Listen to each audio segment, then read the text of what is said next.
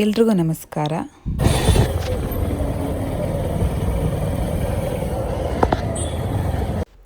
ಇವತ್ತು ದೋಸೆ ತಿನ್ನೋಣ ಅಂತಂದ್ಬಿಟ್ಟು ನಾನು ಆಚೆ ಬಂದಿದ್ವಿ. ನಾನು ಮತ್ತು ನಮ್ಮ ಹಸ್ಬೆಂಡ್ ಇಬ್ಬರೂ. ತುಂಬಾ ದಿವಸ ಆಗಿದ್ದು, ಕನ್ಸೀವ್ ಆದಮೇಲೆ ಬಂದೇ ಇರಲಿಲ್ಲ. ಸಾರಿ. ಇನ್ನೇನು ಇರುತ್ತಲ್ವ, ಅದು ತಿನ್ನಬೇಕು ಇದು ತಿನ್ನಬೇಕು ಅಂತ ಒಂದೊಂದೇ ಇವಾಗ ತಿನ್ನೋಕ್ಕೆ ಸ್ಟಾರ್ಟ್ ಮಾಡಿದ್ದೀನಿ. ನನಗಂತೂ ತುಂಬಾ ಇಷ್ಟ ಆಗುತ್ತೆ 99 ವೆರೈಟಿ ದೋಸೆದಲ್ಲಿ. ನಿಮಗೆ ಈ ದೋಸೆದಲ್ಲಿ ಯಾವುದು ಇಷ್ಟ ಆಗುತ್ತೆ? ನನಗೆ ಜಾಸ್ತಿ ಪನ್ನೀರ್ ಇಲ್ಲಾಂದರೆ ಕಾರ್ನ್ ಇಷ್ಟ ಆಗುತ್ತೆ. ಇದೆರಡು ಜಾಸ್ತಿ ನಾನು ತೊಗೊಳ್ಳೋದು ಯಾವಾಗ್ಲೂ. ನಮ್ಮ ಮನೆಯವರು ಮಶ್ರೂಮು ಇಲ್ಲಾಂದರೆ ಆಲ್ ಮಿಕ್ಸ್ ಆ ಥರ ತೊಗೊತಾರೆ. ಚೆನ್ನಾಗಿತ್ತು, ತುಂಬಾ ಚೆನ್ನಾಗಿತ್ತು. ತಿಂದ್ಕೊಂಡು ಬೇರೆ ಏನೂ ತಿನ್ನೋಕ್ಕಾಗಿಲ್ಲ. ಇದೊಂದೇ ಹೊಟ್ಟೆ ಫುಲ್ ಆಗಿಬಿಡ್ತು. ಬೇರೆ ಏನೋ ತಿನ್ನೋಣ ಅಂತ ಅಂದ್ಕೊಂಡೆ, ಪಾವ್ ಭಾಜಿ ತಿನ್ನೋಣ ಅಂತ. ಬಟ್ ಇದೇ ಫುಲ್ ಆಯ್ತಲ್ಲ, ಸೊ ಅದಕ್ಕೆ ಬೇಡ, ಇನ್ನೊಂದು ಸಲ ತಿನ್ಕೊಳ್ಳೋಣ ಅಂತಂದ್ಬಿಟ್ಟು ವಾಪಸ್ ಬಂದೆ. ನೆಕ್ಸ್ಟ್ ಟೈಮ್ ಯಾವಾಗಾದರೂ ಹೋದರೆ ಅಂತ ಅಂದ್ಬಿಟ್ಟು. ಎರಡೂ ಕೂಡ ತುಂಬಾ ಟೇಸ್ಟು, ತುಂಬಾ ಚೆನ್ನಾಗಿತ್ತು. ಅದಾದಮೇಲೆ ಝೂಡಿಯೋಗೆ ಬಂದ್ವಿ.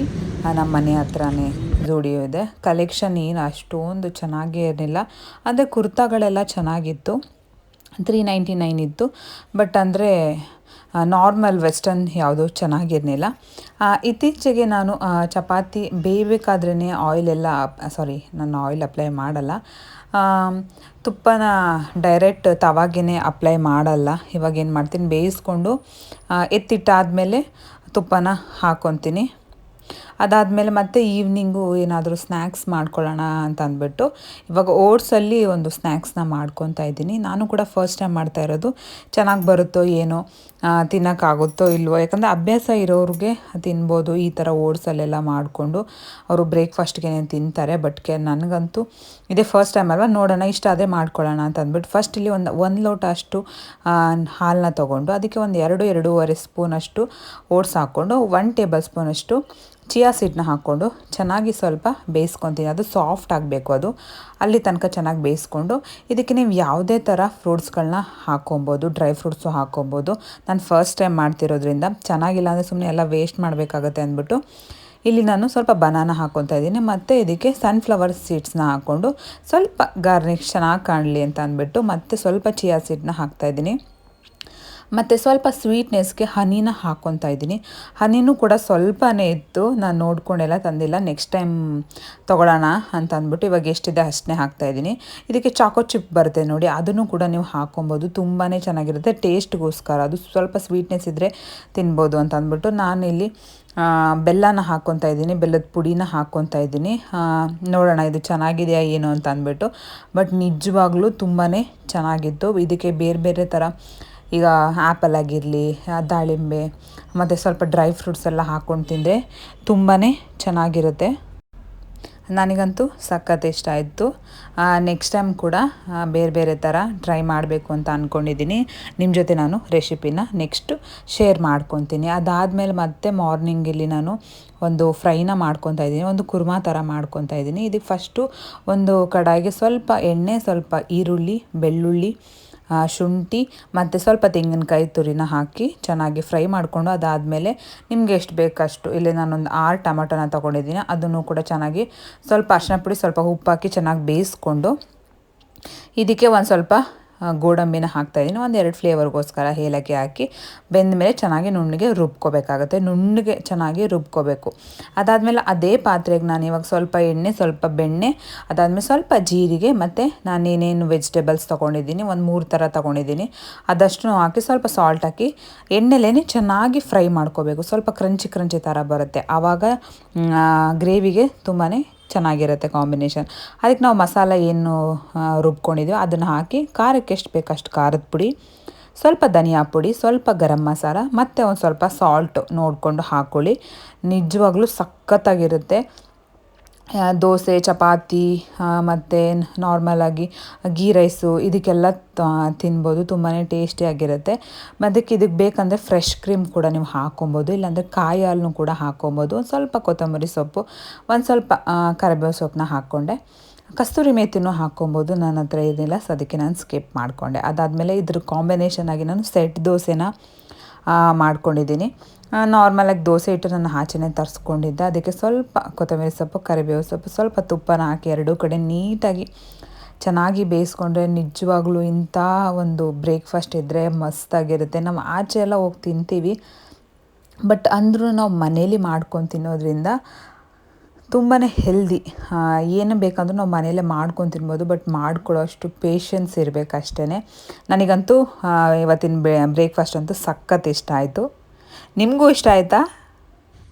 ಇವಾಗ ಮಧ್ಯಾಹ್ನ 1:30 ಆಗಿದೆ, ಊಟ ತಿನ್ನಬೇಕು. ನಮ್ಮ ಮನೆಯವ್ರು ಬರಲ್ಲ ಅಂತ ಅಂದರು ಊಟಕ್ಕೆ. ಸೊ ಅದಕ್ಕೆ ಇವಾಗ ಏನು ಮಾಡ್ಕೊಳ್ಳೋದು ಒಬ್ಬಳೆ ಅಂತ ಅಂದ್ಬಿಟ್ಟು ಬೆಳಗ್ಗೆ ದೋಸೆ ನಾನು 2 ತಿಂದಿದ್ದು, 1 ದೋಸೆ ಹಂಗೆ ಇಟ್ಟಿದ್ದೆ. ಸೊ ಇವಾಗ ಅದನ್ನೇ ಬಿಸಿ ಮಾಡ್ಕೊತಾ ಇದ್ದೀನಿ. ಒಂದು ಸ್ವಲ್ಪ ಕುಕ್ಕುಂಬರು ಮತ್ತು ಒಂದು ಸ್ವಲ್ಪ ಕ್ಯಾರೆಟ್ ತೊಗೊತೀನಿ, ಮತ್ತು 1-2 ರವೆ ರೊಟ್ಟಿನ ಹಾಕ್ಕೊಳ್ಳೋಣ ಅಂತಂದ್ಬಿಟ್ಟು ಬೆಳಗ್ಗೆ ಸಾಂಬಾರು ಮಾಡಿದ್ನಲ್ಲ, ಗ್ರೇವಿ ಮಾಡಿದ್ನಲ್ಲ, ಅದು ಕಾಂಬಿನೇಷನ್ ಆಗುತ್ತೆ ಅಂತಂದ್ಬಿಟ್ಟು ಸಿಂಪಲ್ ಮಧ್ಯಾಹ್ನ ಇವತ್ತು ಏನಿಲ್ಲ, ಎಲ್ಲ ಇರೋದೇ ಮಾಡ್ಕೊಂಡು ತಿಂತಾಯಿದ್ದೀನಿ. ಒಬ್ಬಳೇ ಇತ್ತು ಅಂತಂದರೆ ಏನಾದರೂ ಮಾಡ್ಕೊಂಡು ತಿನ್ನೋದಕ್ಕೆ ಒಂದು ಸ್ವಲ್ಪ ಬೋರು. ಯಾರಾದರೂ ಇದ್ದರೆ ಸ್ವಲ್ಪ ಮಾಡಿ ತಿನ್ನೋದಕ್ಕೆ ಚೆನ್ನಾಗಿರುತ್ತೆ. ನಿಮಗೂ ಹಿಂಗೆ ಅನ್ಸುತ್ತಾ? ಕಾಮೆಂಟ್ ಮಾಡಿ. ಮತ್ತು ಬೆಳಿಗ್ಗೆ ಟಿಫನ್ ಎಲ್ಲ ಮಾಡಿದ್ನ, ಅಷ್ಟು ಚೆನ್ನಾಗಿ ಟಿಫನ್ ಮಾಡಿದ್ದೆ. ನಮ್ಮ ಮನೇಲಿ ನಮ್ಮ ಹಸ್ಬೆಂಡ್ ಬರನೇ ಇಲ್ಲ, ಮತ್ತು ನಾನು ಒಬ್ಬಳೇ ತಿಂದೆ. ಮತ್ತು ಇನ್ನು ಮಧ್ಯಾಹ್ನ ಇನ್ನೇನು ಮಾಡೋದು, ಎಲ್ಲ ಹಂಗಂಗೆ ಇದೆ ಅಂತ ಅಂದ್ಬಿಟ್ಟು ಸುಮ್ಮನೆ ನಾನು ಸರಿ ಬಿಡು ದೋಸೆನೇ ತಿನ್ಕೊಳ್ಳೋಣ ಅಂತ ಅಂದ್ಕೊಂಡೆ. ಹಂಗೂ ಬೆಳಗ್ಗೆನೂ ದೋಸೆ ಮತ್ತು ಮಧ್ಯಾಹ್ನನೂ ದೋಸೆ ಅಂತ ಅಂದ್ಬಿಟ್ಟು ಒಂದೇ ಒಂದು ದೋಸೆನ ಮಾಡ್ಕೊಂಡಿದ್ದೆ. ಬಟ್ ಬೆಳಿಗ್ಗೆ ನನಗೆ 2 ದೋಸೆ ತಿನ್ನೋಕ್ಕಾಗಿದ್ದು. ಇನ್ನೊಂದು ದೋಸೆ ಇತ್ತಲ್ಲ, ಅದನ್ನೇ ಬಿಸಿ ಮಾಡಿಕೊಂಡು ಒಂದು ಸ್ವಲ್ಪ ಸೌತೆಕಾಯಿ, ಕ್ಯಾರೆಟು ಅದೇ ಮತ್ತು ಗ್ರೇವಿನ ತೊಗೊಂಡು 1-2 ರವೆ ರೊಟ್ಟಿನ ಹಾಕ್ಕೊಂಡೆ. ಇಲ್ಲಿ ನಾನು ಒಂದು 5 ನಿಮಿಷ ರವೆನ ನೆನೆಸ್ಬಿಟ್ಟು ಸ್ವಲ್ಪ ಉಪ್ಪು ಮತ್ತು ತುರಿದಿರುವಂತಹ ಕ್ಯಾರೆಟ್ ತುರಿ, ಕೊತ್ತಂಬರಿ ಸೊಪ್ಪು ಹಾಕ್ಬಿಟ್ಟು ಚೆನ್ನಾಗಿ ಮಿಕ್ಸ್ ಮಾಡಿಕೊಂಡು ಒಂದು 10 ನಿಮಿಷ ಇಟ್ಟರೆ ಸಾಕು, ರೊಟ್ಟಿ ರೆಡಿಯಾಗಿ ಹೋಗುತ್ತೆ. ಅದು ಸ್ವಲ್ಪ ನೆನಿಬೇಕು, ಅದಕ್ಕೋಸ್ಕರ. ಇಲ್ಲಾಂದರೆ ದೋಸೆ ಕಿತ್ತೋಗೋ ಚಾನ್ಸಸ್ ಇರುತ್ತೆ. ರೊಟ್ಟಿ ನೀಟಾಗಿ ತೆಳುವಾಗಿ ಬಡಿದ್ಬಿಟ್ರೆ ನಿಜವಾಗಲೂ ಸಖತ್ತಾಗಿರುತ್ತೆ. ನನಗಂತೂ ಸಖತ್ ಇಷ್ಟ ಆಗುತ್ತೆ. ರೊಟ್ಟಿನೂ ಕೂಡ ಮಾಡ್ಕೊಬೋದು. ಅರ್ಜೆಂಟಲ್ಲಿ ಪಟಾಪಟ ಅಂತ ಮಾಡ್ಕೋಬೇಕಂದ್ರೆ ಈ ಥರ ಬಳಿಯೋ ರೊಟ್ಟಿ ಅಂದರೆ ಸಖತ್ ಇಷ್ಟ ನನಗೂ ಕೂಡ. ನಿಮಗೂ ಬಳಿಯೋ ರೊಟ್ಟಿ ಎಲ್ಲ ಇಷ್ಟ ಆಗುತ್ತಾ? ನಮ್ಮ ಕಡೆ ಜಾಸ್ತಿ ಬಳಿಯೋ ರೊಟ್ಟಿನೇ ಮಾಡೋದು. ಈ ಗೋಧಿಯಲ್ಲಿ ಬಳಿಯೋ ರೊಟ್ಟಿ, ರವೆಯಲ್ಲಿ, ಇಲ್ಲಾಂದರೆ ನಾರ್ಮಲಾಗಿ ರಾಗಿ ಹಿಟ್ಟು ಎಲ್ಲ ಥರ ಮಿಕ್ಸ್ ಹಿಟ್ಟುಗಳನ್ನ ಹಾಕ್ಬಿಟ್ಟು ಬಳಿಯೋ ರೊಟ್ಟಿ ಅಂತ ಮಾಡ್ತಾರೆ ಚಟ್ನಿ ಜೊತೆಗೆ. ತುಂಬಾ ಚೆನ್ನಾಗಿರುತ್ತೆ. ನಿಮ್ಗಳಿಗೂ ಬಳಿಯೋ ರೊಟ್ಟಿ ನಿಮ್ಮ ಕಡೆ ಸೈಡ್ ಮಾಡ್ತಾರಾ ಏನು ಎತ್ತ? ನಿಮಗೂ ಬರುತ್ತೆ ಏನೋ ಕಾಮೆಂಟ್ ಮಾಡಿ. ನನಗೆ ನಾರ್ಮಲ್ ಬಳಿಯೋ ರೊಟ್ಟಿನೂ ಬರುತ್ತೆ, ನಾರ್ಮಲಾಗಿ ತಟ್ಟು ರೊಟ್ಟಿನೂ ಮಾಡ್ತೀನಿ. ತುಂಬಾ ಈಸಿಯಾಗಿ ಮಾಡ್ಕೊಬೋದು. ಮಕ್ಕಳು ಈಗ ಅರ್ಜೆಂಟಲ್ಲಿ ಕೇಳಿದ್ರೆ, ಇಲ್ಲಾಂದರೆ ಬೆಳಗಿನ ಬ್ರೇಕ್ಫಾಸ್ಟ್ಗೆ ಆರಾಮ್ಸೆ ಮಾಡ್ಕೊಬೋದು. ಮತ್ತು ನೈಟು ಸ್ವಲ್ಪ ಆಯಿಲ್ ಅಪ್ಲೈ ಮಾಡ್ಕೊಂಬಿಡೋಣ, ನೆಕ್ಸ್ಟು ಡೇ ಸ್ನಾನ ಮಾಡಬೇಕಿತ್ತು ಅಂತಂದ್ಬಿಟ್ಟು ಆಯಿಲೆಲ್ಲ ಅಪ್ಲೈ ಮಾಡ್ಕೊತಾ ಇದ್ದೀನಿ. ನೈಟೇ ಅಪ್ಲೈ ಮಾಡಿದ್ರೆ ಬೆಳಗ್ಗೆ ತನಕ ಚೆನ್ನಾಗಿ ನೆನೆಯುತ್ತೆ, ಬೆಳಗ್ಗೆ ಆರಾಮ್ಸೆ ಸ್ನಾನ ಮಾಡ್ಕೊಬೋದು ಅಂತಂದ್ಬಿಟ್ಟು. ಟೈಮ್ ಇತ್ತು ಅಂತಂದರೆ ಮಾಡ್ತೀನಿ. ನಾರ್ಮಲಾಗಿ ನಾನು ಸ್ನಾನ ಮಾಡೋಕ್ಕಿಂತ ಮುಂಚೆ ಆಯಿಲ್ನ ಅಪ್ಲೈ ಮಾಡ್ತೀನಿ. ಇಲ್ಲ ಅಂತಂದರೆ ಒಂಥರ ರಫ್ ಥರ ಆಗಿಬಿಡುತ್ತೆ. ಅದಕ್ಕೋಸ್ಕರ ಒಂದು ಸಲ ಕೂಮ್ ಮಾಡಿ ಆಮೇಲೆ ಆಯಿಲ್ ಅಪ್ಲೈ ಮಾಡಿಕೊಂಡು ಒಂದು ಚಿಕ್ಕದಾಗಿ ಮೋಟಾ ಜಡೆ, ಒಂದು ಚಿಕ್ಕದೇ ಅಗ್ಗೆ ಜಡೆ ಆಗೋದು. ಚಿಕ್ಕದಾಗಿ ನನಗೂ ತುಂಬ ಲೆಂತ್ ಇತ್ತು, ನಾನೇ ಶಾರ್ಟ್ ಮಾಡಿಕೊಂಡೆ. ನೋಡೋಣ ನೆಕ್ಸ್ಟು ಇನ್ಮೇಲೆ ಹೇರ್ ಕಟ್ ಮಾಡಿಸ್ಬಾರ್ದು, ಲೆಂತಿಯಾಗಿ ಹೇರ್ ಗ್ರೋತ್ ಮಾಡಬೇಕು ಅಂತ ಅಂದ್ಕೊಂಡಿದ್ದೀನಿ. ಈ ಟೈಮಲ್ಲಿ ಚೆನ್ನಾಗಿ ಗ್ರೋತ್ ಆಗುತ್ತೆ ಅಂತಾರೆ. ನೋಡೋಣ ನನ್ನ ಈ ಒಂದು ಇದರಲ್ಲಿ ಯಾವ ಥರ ಹೇರ್ ಗ್ರೋತ್ ಆಗುತ್ತೆ ಅಂತ. ಮತ್ತೆ ಹೇರ್ ಕಟ್ ಮಾಡ್ಸೋಕೆ ಹೋಗೋದಿಲ್ಲ, ಸ್ವಲ್ಪ ಲಾಂಗಾಗಿ ಹೇರ್ ಬೆಳೆಸೋಣ ಅಂತ ಅಂದ್ಕೊಂಡಿದ್ದೀನಿ. ನೀಟಾಗಿ ಅಪ್ಲೈ ಮಾಡಿಕೊಂಡು ತುಂಬ ಹೆವಿನೂ ಹಾಕಬಾರ್ದು ಆಯಿಲ್ ಯಾವಾಗ್ಲೂ. ಸ್ವಲ್ಪ ಎಷ್ಟು ಬೇಕು ಮೀಡಿಯಮ್ಮಾಗಿ ಹಾಕಿದ್ರೆ ಸಾಕು. ಜಾಸ್ತಿ ಹಾಕಿದ್ರೂ ಹೇರ್ ಫಾಲ್ ಆಗೋ ಚಾನ್ಸಸ್ ಇರುತ್ತೆ. ಅದಕ್ಕೋಸ್ಕರ ಒಂದು ಮೀಡಿಯಮ್ಮಾಗಿ ಹಾಕಿದ್ರೆ ಸಾಕಾಗುತ್ತೆ ಹೇರ್ಗೆ. ಏನು ಆಯಿಲ್ ಇದೆ ಅಂತಂದ್ಬಿಟ್ಟು ಫುಲ್ಲು ಎಣ್ಣೆ ಎಲ್ಲ ತುಂಬಿಟ್ಟು ಒಬ್ಬೊಬ್ರು ಹಂಗೆ ಮಾಡ್ತಾರೆ, ಬಟ್ ಆ ಥರ ಮಾಡೋಕ್ಕೆ ಹೋಗಬಾರ್ದು. ಎಷ್ಟು ಬೇಕು ಅಷ್ಟು ಹಾಕಿದ್ರೆ ಸಾಕಾಗುತ್ತೆ ಹೇರು. ಅದೆಷ್ಟು ತೊಗೊಳುತ್ತೆ ಹೇರ್, ನಮ್ಮ ಸ್ಕ್ಯಾಲ್ಪ್ ಎಷ್ಟು ಅಬ್ಸರ್ವ್ ಮಾಡುತ್ತೆ ಅಷ್ಟೇ ತೊಗೊಳ್ಳೋದು, ಮಿಕ್ಕಿದೆಲ್ಲ ವೇಸ್ಟ್ ಆಗುತ್ತೆ. ಅದರಿಂದನೂ ಕೂಡ ಹೇರ್ ಫಾಲ್ ಆಗೋ ಚಾನ್ಸಸ್ ಇರುತ್ತೆ. ಅದಕ್ಕೋಸ್ಕರ ಮತ್ತು ಈ ಒಂದು ಪುಟ್ಟ ವ್ಲಾಗ್ ನಿಮಗೆ ಇಷ್ಟ ಆಗುತ್ತೆ ಅಂತ ಅಂದ್ಕೊಳ್ತೀನಿ. ಇವಾಗ 2 ಡೇಸ್ 3 ಡೇಸ್ ಆಗಿಬಿಟ್ಟಿದೆ, ನಾನು ವ್ಲಾಗ್ನೇ ಅಪ್ಲೋಡ್ ಮಾಡೋಕ್ಕಾಗಿಲ್ಲ. ಮತ್ತು ರೀಚಾರ್ಜ್ ಬೇರೆ ಖಾಲಿ ಇತ್ತು, ಮತ್ತು ಏನೇನೋ ಆಗಿ ಮತ್ತೆ ವ್ಲಾಗ್ನ ಅಪ್ಲೋಡ್ ಮಾಡೋಕ್ಕೆ ಆಗಿಲ್ಲ.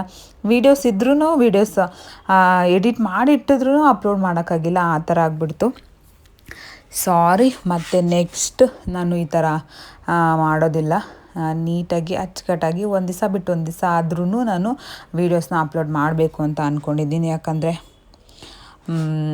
ಸುಮ್ಮನೆ ಹಂಗೆ ಸೋಂಬೇರಿ ಆಗಿಬಿಡ್ತೀನಿ. ಅದಕ್ಕೋಸ್ಕರ ಪ್ಲೀಸ್ ವಿಡಿಯೋನ ಇಷ್ಟ ಆದರೆ ಪ್ಲೀಸ್ ಲೈಕ್, ಶೇರ್, ಕಮೆಂಟ್ ಮಾಡಿ, ಸಬ್ಸ್ಕ್ರೈಬ್ ಮಾಡಿಕೊಂಡು ಸಪೋರ್ಟ್ ಮಾಡಿ. ಮತ್ತು ನಿಮ್ಮ ಫ್ರೆಂಡ್ಸ್ ಮತ್ತು ಫ್ಯಾಮಿಲಿಗೆ ಶೇರ್ ಮಾಡ್ಕೊಳ್ಳಿ.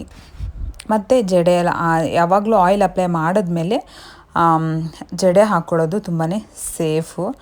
ಫ್ರೀ ಹೇರ್ ಬಿಡೋದು, ಇಲ್ಲಾಂದರೆ ಗಂಟು ಹಾಕ್ಕೊಳ್ಳೋದು ಈ ಥರ ಆದರೆ ಹೇರು ಬ್ರೇಕ್ ಆಗೋ ಚಾನ್ಸಸ್ ಇರುತ್ತೆ. ಅದಕ್ಕೋಸ್ಕರ ವಿಡಿಯೋ ನೋಡೋದಕ್ಕೆ ತುಂಬಾ thanks. Love you all. Please support me.